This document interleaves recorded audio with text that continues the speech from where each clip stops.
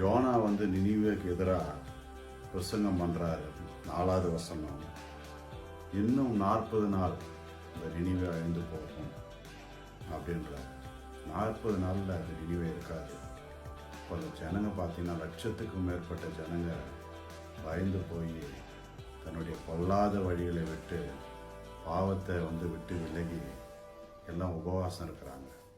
அந்த 40 நாட்களும் அந்த ராஜா முதற்கொண்டு ஆடு மாடு மிருக ஜீவங்கள் எல்லாமே தண்ணியும் குடிக்காம தன்னுடைய பாவத்துக்காக அந்த மக்கள் எல்லாரும் ராஜாவோடு சேர்ந்து உபவாசம் இருக்கிறாங்க. அந்த ராஜா அப்படி ஒரு கட்டளை கொடுக்குறாரு. அப்படி இருக்கும் பொழுது ஆண்டவர் என்ன பண்றாரு? 10வது வசனம், அவர்கள் தங்கள் பொல்லாத வழியை விட்டு திரும்பினார்கள் என்று தேவன் அவர்களுடைய கிரியைகளை பார்த்து தாம் அவர்களுக்கு செய்வேன் என்று சொல்லியிருந்த தீங்கை குறித்து